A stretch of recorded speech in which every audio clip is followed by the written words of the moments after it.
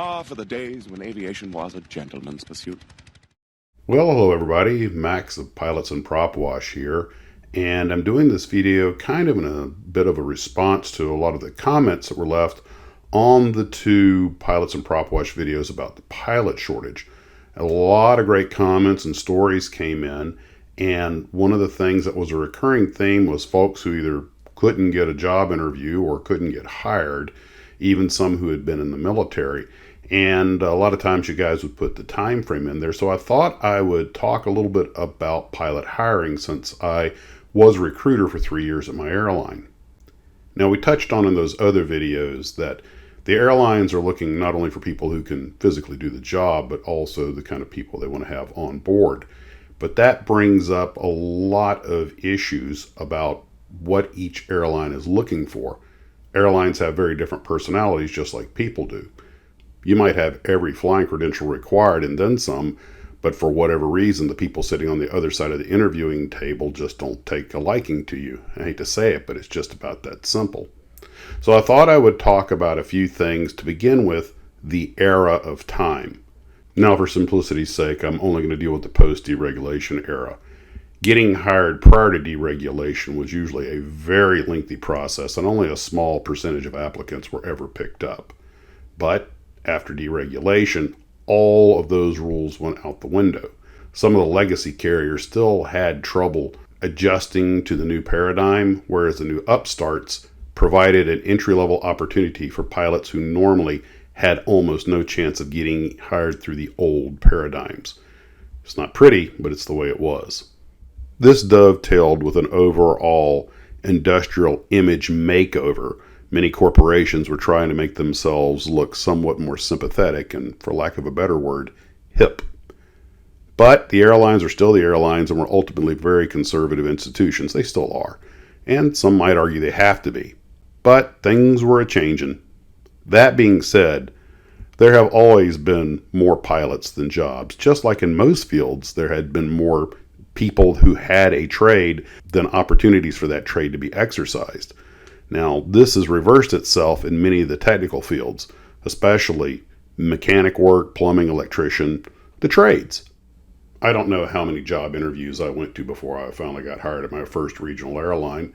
And following that, once I had plenty of credentials, the same thing repeated itself with the major airlines. But eventually I made my way in. Some guys decided to go into other industries, and some folks stuck with it, and some stayed in the regionals. So what is the secret sauce? Well, that's kind of an interesting question, but basically it boils down to what the airline needs, what the airline wants, and what's available in the market. I know many pilots who got picked up because they caught an airline at a point where it was in rapid expansion and it needed a lot of pilots. A lot of great candidates never got picked up simply because there wasn't the need for them at the time. Now, this brings up two quick points. Airlines, like many non-airline companies, have two ways of hiring people. They either hold interviews when they need people, and you either get picked up then or you don't, or they interview people and create a pool of people who have passed the interview, they like them, but there's just not a slot for them right now. Then they wind up usually just grabbing off the top of the stack, calling these people when positions open up, and simply keep going until the positions are full. It's really just that much of a roulette game sometimes. Also, there are some companies that simply interview all the time, whether they need the pilots or not, simply for the sake of keeping a fresh pilot pool filled up. And again, when they need somebody, they usually just start calling the most recent person. Every company has its own policies. There's nothing uncommon about an exceptional candidate who is in the accepted pile simply not getting picked up because when they start looking for people, they're just too far down the stack.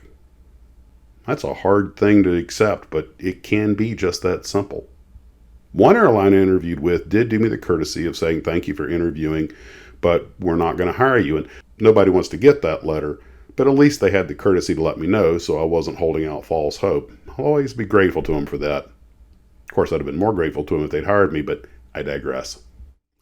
Now with that preliminary high-level stuff out of the way, we can't really have a conversation about airline hiring without talking about interviewing. Interviewing is a skill, and looking back on it, I only now realize how poorly I did at many of my early interviews because I just didn't understand how to interview. So one thing I will advise to every person out there who's thinking about interviewing for an airline or any job for that matter, do an interview preparation. There's so much information online, and of course there are companies that specialize in this. I finally broke down and went to one of those companies, and I got hired at a major airline. Now it's true, I did catch an expansion which created a large hiring window, but still I did a far better job than I had done at my other interviews. I actually talked myself out of some jobs without even realizing it at first. And a couple of times I realized at the interview, oops, I probably shouldn't have said that. Now, if I was to go into the nuts and bolts of how to interview, this would be a 4-hour long video. Basically, the quick and dirty rules are never speak ill of anyone, especially your current employer, because most likely you're going to have a job if you get called to interview for a different job. And if you are coming off the street and you're not currently employed, never badmouth an old employer, no matter how bad it was. Remember, this is as much a personality interview as it is a skills interview. If they have a sim ride as part of the interview, I suggest you find a way to practice for it. I've been tossed into simulators of aircraft I had never even seen before and said, okay, here's the profile. And there you go. And don't forget, interviews work both ways. It's a chance for you to find out if you really want to work there. When you ask them questions, they should be questions that are professional and make sense. You might want to look online to see what are considered appropriate for each company, but something along the lines of the benefits package or something like that is perfectly acceptable. Maybe even anticipate how long it would take to upgrade to captain. Those are common and fair questions. It helps to have one or two pre-planned questions. Remember, one of the things they're looking at is, how did you prepare for this interview? In fact, sometimes that question comes up. And if you tell them, I went to such and such company, and a lot of times they can tell because of the way you're answering questions, but they like that because, hey, this person's serious. They really want to work here. They went out, spent the money, did the prep, that sort of thing.